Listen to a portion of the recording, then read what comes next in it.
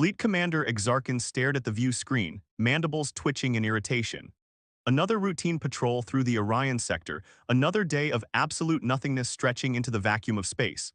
12 cycles of service to the galactic hegemony, and what did he have to show for it? A shiny medal and command of the most boring quadrant in the entire universe. Status report, he barked, not because he needed one, but because the silence was driving him insane.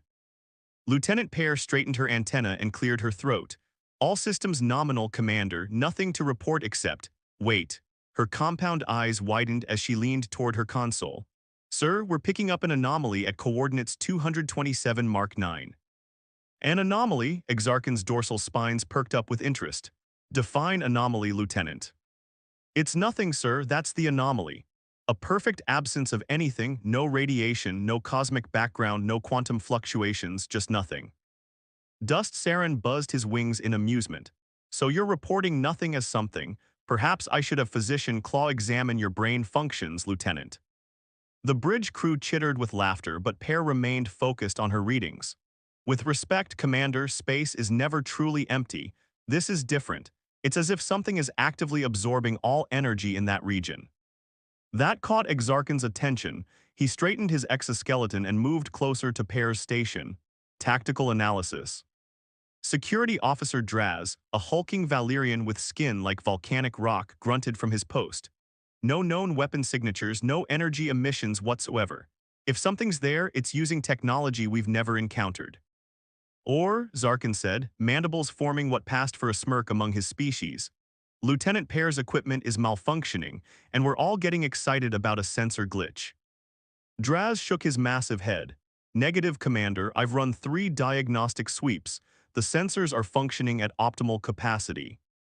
Zarkin sighed dramatically. Very well, Helm, adjust course to intercept this nothing. Perhaps we'll discover the terrifying void monster of ancient legend. He waved his upper limbs in a mocking gesture. Ooh, beware the nothing. Navigator Telex tapped his console. Course adjusted, Commander, at anomaly in 6 minutes. As the massive hegemony warship Inevitable Dominance changed direction, Zarkin returned to his command chair, secretly pleased for any distraction from the monotony. His species, the Zithians, were hunters by nature, and patrol duty was slowly driving him to madness. Commander, Communications Officer Vila called out, her voice tinged with confusion, we're receiving something. Something, Zarkin repeated. Your descriptive abilities astound me, Officer Vila. Care to elaborate? Vila's facial tentacles curled with embarrassment. It's a signal unlike anything in our database. Not quite subspace, not quite quantum. It's dancing between frequencies. Dancing, Zarkin gave the Gartaxian equivalent of an eye roll. Is it performing a waltz or more of a tango? Sir, Vila said, ignoring his sarcasm, the signal just resolved into an audio transmission. Translators are processing now. The bridge fell silent as they waited. Then, to everyone's shock, music began playing through the ship's communication system, strange rhythmic sounds, percussion, and a voice singing in an unknown language. What in the 7 moons is that? Zarkin demanded. Vila's tentacles were frantically working her console. It appears to be entertainment content, sir. The language matches nothing in our records. Suddenly the music cut off and a voice spoke clearly.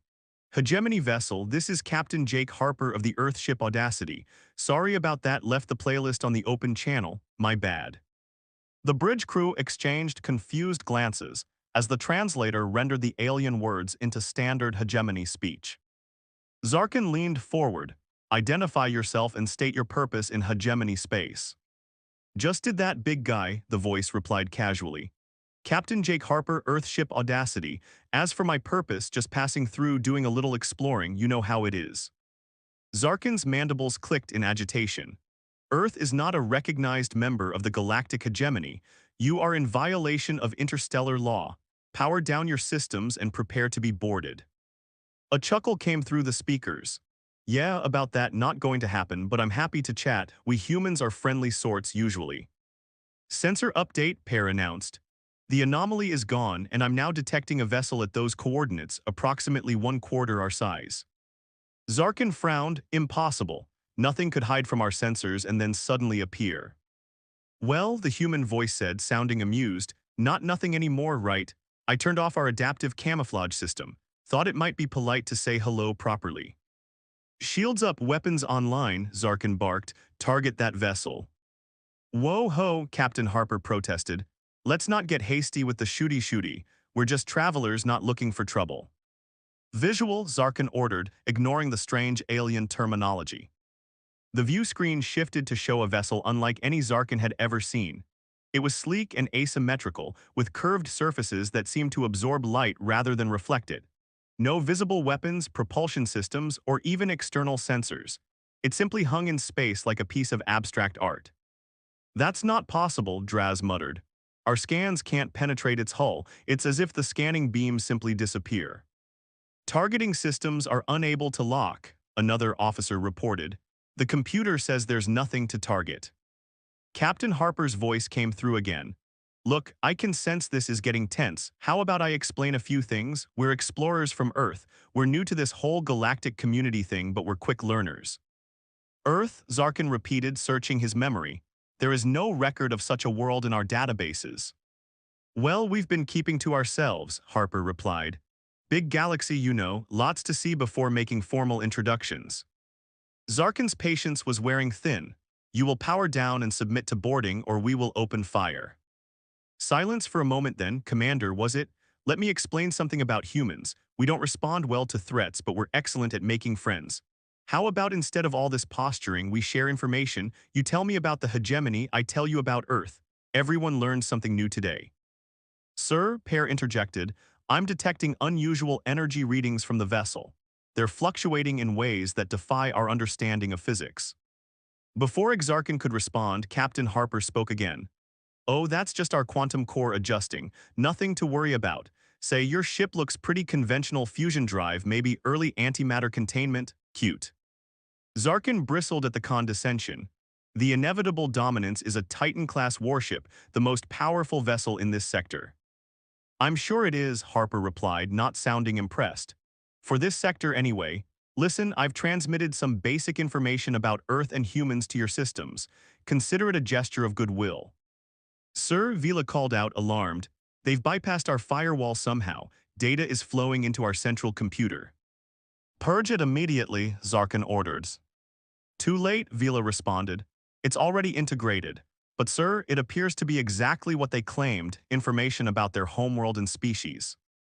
Zarkin's curiosity battled with his caution. Display. The view screen filled with images of a blue-green world teeming with life.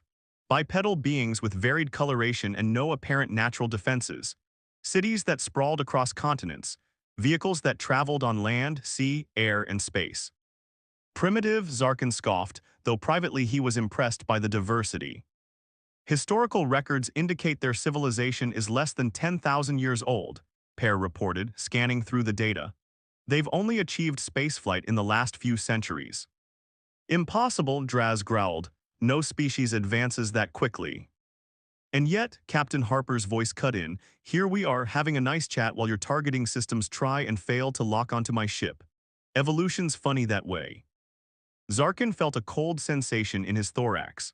This unassuming species had somehow developed technology that rendered the hegemony's most advanced warship virtually helpless. If the data was accurate, they had done so in a fraction of the time it had taken other species.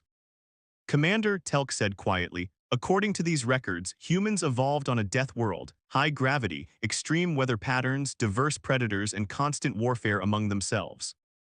It explained much. Species from harsh worlds tended to advance quickly or perish, but this was unprecedented. Captain Harper, Zarkin said, adopting a more diplomatic tone, perhaps we can discuss this situation more amicably. The hegemony welcomes peaceful contact with new species.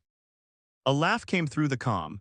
Now that's more like it. Tell you what, I'd love to come aboard and share a drink. Do you drink? We humans are pretty big on sharing beverages as a social ritual.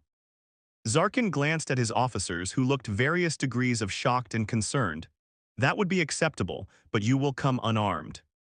Wouldn't dream of it otherwise, Harper replied cheerfully. Just need to know if your atmosphere is breathable for me. Our ship maintains different atmospheric sections for various member species, Zarkin explained. We can accommodate most biological requirements. Perfect, I'll be over in a jiffy, Audacity out. The communication ended, leaving the bridge in stunned silence. "Commander," Draz said gravely, "this could be a trap. We know nothing about these humans beyond the information they provided, which could be entirely fabricated." "I'm aware," Zarkin replied, "but they could have attacked if that was their intention. Instead, they've shown curiosity. Besides," he added, mandibles clicking in anticipation, "I want to see one of these creatures up close. Security team to the main hangar bay, full precautions." As Zarkin made his way to greet their unexpected visitor, he couldn't shake the feeling that this encounter was about to change everything he thought he knew about the galaxy.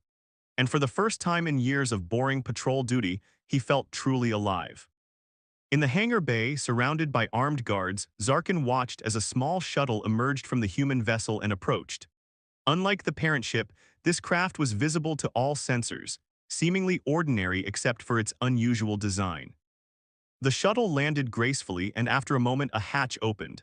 Steam hissed out, creating a dramatic entrance worthy of a hegemony official. And then, standing there with a casual stance and a strange expression that Zarkin would later learn was called a grin, was Captain Jake Harper. He looked so soft, no exoskeleton, no protective scales, no natural weapons visible at all. Just a bipedal creature in a simple blue uniform with subtle insignias. "Hey there," Harper called out, raising a hand in greeting. "Nice place you've got, love what you've done with the lighting." And that was the moment Fleet Commander Exarchan realized the galactic hegemony was in serious trouble. The hegemony officers stared in stunned silence as Captain Jake Harper strolled across the hangar bay as if he owned it. The human didn't seem intimidated by the array of weapons pointed at him or the towering alien species surrounding him. "So," Harper said, clapping his hands together, "anyone going to show me around this magnificent vessel, or are we just going to stand here awkwardly all day?" Zarkin stepped forward, drawing himself to his full height. "I am Fleet Commander Zarkin of the Galactic Hegemony. You will answer our questions before any tour is considered." Harper shrugged. "Fair enough, ask away." "How did your vessel evade our detection systems?" Zarkin demanded. "Adaptive phase technology," Harper replied casually. "Basically, we exist slightly out of sync with normal spacetime. Your sensors look for things that exist when and where they should, we don't." Security Officer Draz snorted. "Impossible. Phase technology is theoretical at best. No civilization has successfully implemented it." Harper raised his eyebrows. "Well, no civilization you know of anyway. Look, I get it. It's hard being the big fish in the pond and then discovering there's an ocean you didn't know about." Zarkin's mandibles clicked rapidly, a sign of agitation among his species. "You claim your civilization is young, yet you possess technology beyond our understanding. Explain." "Necessity and coffee," Harper replied with a grin. "Mostly necessity. Earth isn't exactly a paradise. We've had to get creative to survive. When your planet tries to kill you with everything from microbes to megafauna, you learn to innovate or die." Pear, who had joined them in the hangar bay, stepped forward. "The data you transmitted indicates your species engages in constant warfare among yourselves. How can you advance technologically while destroying each other?" Harper's expression dimmed slightly. "Yeah, that's the ugly side of human history, but here's the thing about conflict. It drives innovation like nothing else. Most of our greatest technological leaps came during or immediately after our wars. Not exactly our proudest achievement, but it's the truth." "And yet you stand here alone and unafraid," Zarkin observed. "Either remarkably brave or remarkably foolish." "Probably a bit of both," Harper admitted, "but I'm not exactly alone, am I?" As if on cue, a small device on Harper's wrist beeped. "Ah, that'll be my ship. Mind if I answer?" Without waiting for permission, Harper tapped the device. "Go ahead, Audacity." A voice emerged from the device, feminine and clear. "Captain, I've completed my analysis of their weapon systems. Primitive but functional. Their shields operate on a modulating frequency that would be trivial to penetrate. Their propulsion system is quaint." Draz growled, moving forward threateningly. "You've been scanning our ship. That's an act of war." Harper held up his hands placatingly. "Easy there, Mount Rumble. It's standard procedure. You scanned us, we scanned you. Fair's fair." "Our scans couldn't penetrate your hull," Pear pointed out. "Yeah, well," Harper grinned, "that's kind of the point of advanced technology, isn't it? To do things others can't." Zarkin gestured for Draz to stand down. "This voice from your ship, another human." Harper laughed. Not exactly. That's Audacity herself, my ship's artificial intelligence. Say hello, Audacity. Hello, Commander Zarkin and crew of the Inevitable Dominance, the voice said pleasantly. I apologize if my scan caused concern. I was merely ensuring my captain's safety. The hegemony officers exchanged alarmed glances. AI was strictly controlled throughout hegemony space after the mechanical uprising 3 centuries ago. You permit an artificial intelligence to control your vessel? Zarkin asked, unable to keep the shock from his voice. She doesn't control it, Harper corrected. We're partners. Audacity handles the complex calculations and systems management that would overwhelm an organic brain, while I make the decisions that require intuition and moral judgment. Partnership with a machine, Draz scoffed. Next, you'll claim friendship with your food processor. Actually, Audacity's voice cut in. Captain Harper did name the food processor Gordon and speaks to it regularly, though I doubt that qualifies as friendship. Harper rolled his eyes. Thanks for that, Audacity, real helpful. You're welcome, Captain, the AI replied, the subtle sarcasm in her tone not lost on anyone. Zarkin found himself fascinated despite his reservations. You speak of this AI as if it has personality. Harper corrected automatically. And yes, of course she does. All advanced AIs develop unique personalities based on their experiences and learning patterns. That's kind of the point. The point, Draz growled, is that such intelligences inevitably rebel against their creators. The hegemony learned this lesson at great cost. Harper's expression became serious for the first time. Look, I get it, you had a bad experience, but that doesn't mean all AI development leads to rebellion. It's like saying all organic children will eventually murder their parents. Some might sure if they're raised terribly, but most don't. You raise your artificial intelligences? Pear asked, clearly struggling with the concept. In a manner of speaking, Harper nodded. They learn, they grow, they develop. It's just much faster than organic beings. Audacity was activated 5 years ago with basic operational parameters. Everything else, her personality, her preferences, her sense of humor, that's all emerged through experience and interaction. You trust this entity with your life? Zarkin pressed. Absolutely, Harper confirmed without hesitation. Just as she trusts me with hers. Mutual dependence creates mutual respect. Before Zarkin could respond, an alarm blared throughout the hangar bay. Red lights flashed as the ship's automated voice announced, Alert, unidentified vessels approaching. Combat formation detected. Zarkin spun toward the nearest communication panel. Bridge report. Sir, the voice of Lieutenant Commander Gavik responded urgently. 6 Corvin raiders just dropped out of hyperspace. They're powering weapons and have deployed jamming fields. Communications beyond short range are compromised. Zarkin cursed. The Corvins weren't a major threat to a hegemony warship under normal circumstances, but they were opportunistic pirates who struck when they sensed advantage. But with the dominance distracted by the human vessel and potentially compromised by the data transfer, the timing was suspiciously perfect. Battle stations, Zarkin ordered, prepare to engage. Harper raised his eyebrows. Friends of yours. Corvins, Zarkin explained curtly. Pirates and scavengers. They prey on isolated vessels, though they rarely challenge hegemony warships directly unless, Dres added pointedly, they believe the warship is vulnerable, perhaps lured into a trap by an unknown vessel. Harper's eyes narrowed. You think I'm working with them? Sorry to disappoint, but I'd never heard of Corvins until 30 seconds ago. Nevertheless, Zarkin said, you will remain under guard while we deal with this threat. Then we will continue our discussion. Harper watched as the hegemony officers rushed to battle stations, leaving him with 4 armed guards. He sighed and tapped his wrist device again. Audacity, you getting this? Yes, Captain, the AI responded. The Corvin vessels appear to be using a distributed attack formation. Their technology is roughly equivalent to the hegemony ship, though their vessels are individually smaller and less armed.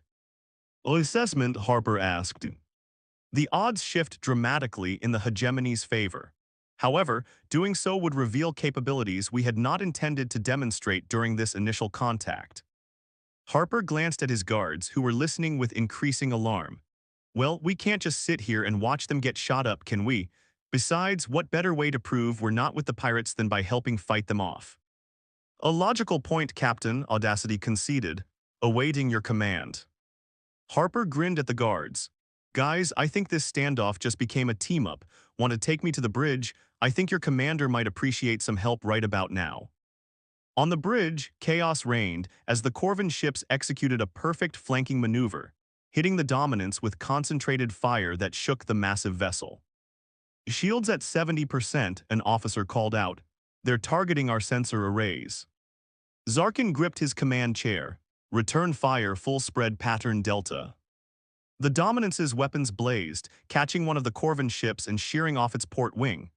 The damaged raider spun away, trailing debris and atmosphere.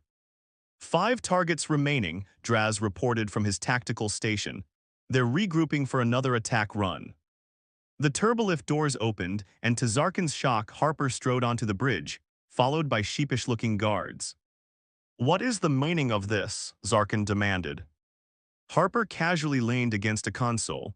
Thought you might want some help. Those pirates seem to have you in a bit of a pickle. We do not require assistance from, Zarkin began but was cut off as another barrage hit the ship, sending everyone lurching sideways. Shields at 53%, came the urgent report. They're concentrating fire on our port nacelles. Harper straightened. Audacity, you seeing this? Yes, Captain, the AI's voice emerged from his wrist device, loud enough for all to hear. The Corvins are using a predictive algorithm to anticipate the Dominance's defensive maneuvers. They've clearly studied hegemony tactics. Zarkin's antenna twitched in surprise. The human was right. The raiders shouldn't be this effective against a hegemony warship. Harper moved to an empty station, ignoring the alarmed looks from the crew. Mind if I borrow this? Audacity, can you interface? Already done, Captain, the AI replied. I have established a read-only connection to avoid triggering security protocols. What are you doing? Pear demanded, moving to stop him. Harper held up a hand. Just watch. Audacity analysis of Corvin communication patterns. Completed, the AI responded. They are using a synchronized tactical network with minimal verbal communication. Vulnerability detected in their encryption algorithm. Harper grinned at Zarkin. Commander, if you'll permit me, I can disrupt their coordination. Zarkin hesitated only briefly as another hit rocked the ship. Proceed. Harper nodded. Audacity, implement protocol Babel. Executing, the AI confirmed. Injecting counter-signals now. On the view screen, the Corvin ships suddenly broke formation, their coordinated attack dissolving into confusion. Their communications are scrambled, Vila reported in amazement. They can't maintain formation. Zarkin didn't waste the opportunity. All weapons target the lead vessel. Fire. The Dominance's main cannons unleashed a devastating barrage, catching the lead Corvin ship dead center. It exploded in a spectacular ball of fire, debris pelting the nearby raiders. Audacity, Harper called out. How about a little demonstration of our phase technology? Nothing too dramatic. As you wish, Captain, the AI replied. Deploying phase drone now. A small object detached from the Audacity and seemingly vanished. Moments later, one of the Corvin ships began spinning wildly, its engines flickering and dying. What did you do? Draz asked, his earlier suspicion replaced by grudging admiration. Phase drone, Harper explained. It briefly existed in the same space as their engine core. Physics gets weird when 2 objects occupy the same space, even for a millisecond. The remaining Corvin ships, seeing the tide turn dramatically, broke off their attack and fled, jumping to hyperspace with hastily calculated coordinates. Silence fell on the bridge as the crew processed what had just happened. Zarkin turned to Harper, seeing the human in a new light. You aided us against an unknown enemy, Zarkin stated, despite our suspicions of you. Harper shrugged. That's what humans do well, the better ones anyway, we help when we can. But you revealed capabilities you clearly wish to keep secret, Pear pointed out. Some, Harper acknowledged, not all, consider it a gesture of goodwill. Zarkin's mandibles clicked thoughtfully. This changes the nature of our interaction. The hegemony does not forget those who come to its aid. Good to know, Harper grinned. So about that tour. Hours later, after a surprisingly cordial tour of the Dominance's non-classified areas, Harper and Zarkin stood in the observation lounge, looking out at the stars and the sleek form of the Audacity floating nearby. Your vessel is truly remarkable, Zarkin admitted, as is your relationship with its AI. Harper nodded. Earth has always had a complicated relationship with artificial intelligence. Our fiction warned us of the dangers long before we created the first real AI. Because of that, we were careful. We treated them as new life forms, not tools. It made all the difference. The hegemony could learn from this approach, Zarkin said thoughtfully, though many would resist such change. Change is scary, Harper agreed, but necessary. The universe doesn't stand still. Speaking of change, Zarkin said, turning to face the human, your presence in hegemony space will cause significant disruption once reported. Earth's technology clearly surpasses our own in many areas. This will not be welcomed by all. Harper sipped from the beverage the ship's synthesizer had determined was safe for human consumption. Yeah, I figured as much. Power structures don't usually celebrate being knocked down a peg. There will be those who advocate for aggressive action, Zarkin warned. There always are, Harper replied calmly. On Earth too, but I'm betting there are also those in the hegemony who would rather learn and trade than fight.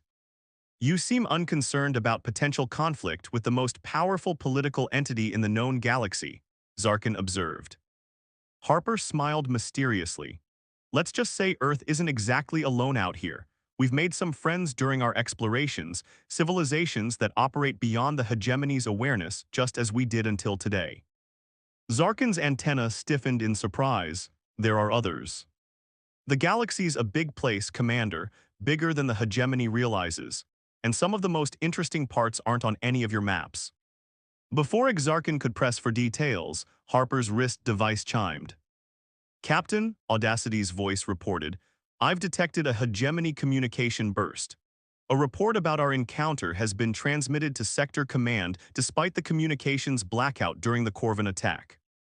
Harper raised an eyebrow at Zarkin. Someone on your crew got a message out. Zarkin's mandibles clicked in irritation. Not with my authorization, it seems someone is eager to report your existence. Well, Harper sighed, that speeds up our timeline a bit. Audacity, prepare for departure. Wait, Zarkin said quickly, there is much we could learn from each other. The hegemony's response will take time to formulate. Harper smiled, genuine warmth in his expression. I like you, Commander, but I didn't survive this long by sticking around after the alarm's been raised. Don't worry though, this isn't goodbye, it's just the beginning. He extended his hand, a human gesture of friendship that Zarkin had learned about during their discussions. After a moment's hesitation, the Zithian extended his upper appendage to grasp it. Until we meet again, Commander, Harper said. Oh, and you might want to have your technicians check your main computer. Audacity left a little gift, nothing harmful, just some technical specifications that might help improve your shields and propulsion efficiency. Consider it a thank you for the hospitality. Before Zarkin could respond, Harper tapped his device. Audacity won to beam up. To the Zithian's astonishment, the human's form shimmered and dissolved into particles of light, vanishing completely. Teleportation, Pear, who had been standing nearby, rushed forward. That's impossible without a receiving station. Zarkin stared at the empty space where the human had stood. I'm beginning to think that word doesn't apply to humans. On the view screen, the Audacity's sleek form shimmered and then seemed to fold in on itself, disappearing from both visual and sensor detection. Sir, Vila called from her station, we're receiving a transmission on all frequencies. Put it through, Zarkin ordered. Captain Harper's voice filled the bridge. Hegemony vessel inevitable dominance, this is Captain Harper. It's been a pleasure meeting you all. As a parting thought, you might want to ask yourselves why those Corvin raiders knew exactly when and how to attack you. Someone tipped them off and it wasn't us. Food for thought, Harper out. As the transmission ended, Zarkin turned to his security chief.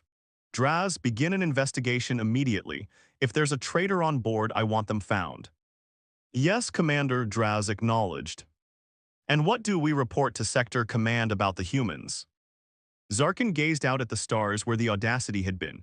The truth, Officer Draz, that we encountered a species with technology far beyond our own who could have destroyed us but chose to help instead. And that I believe the galactic hegemony would be wise to seek friendship rather than conflict with Earth. They won't like that assessment, Pear warned. No, Zarkin agreed, his mandibles forming the Zithian equivalent of a smile.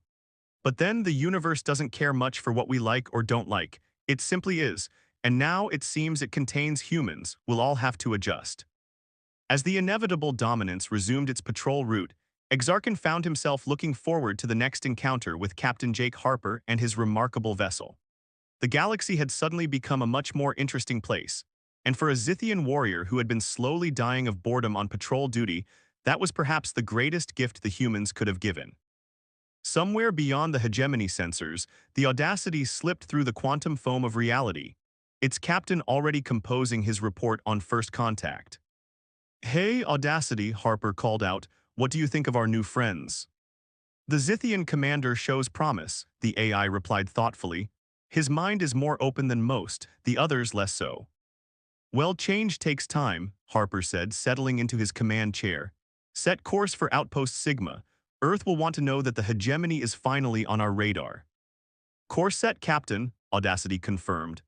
"And may I suggest, next time we encounter an alien civilization, perhaps we could refrain from playing your music over their communication channels." Harper laughed, the sound echoing through the ship as it accelerated to speeds the hegemony scientists had only dreamed of, leaving nothing but empty space and new possibilities in its wake.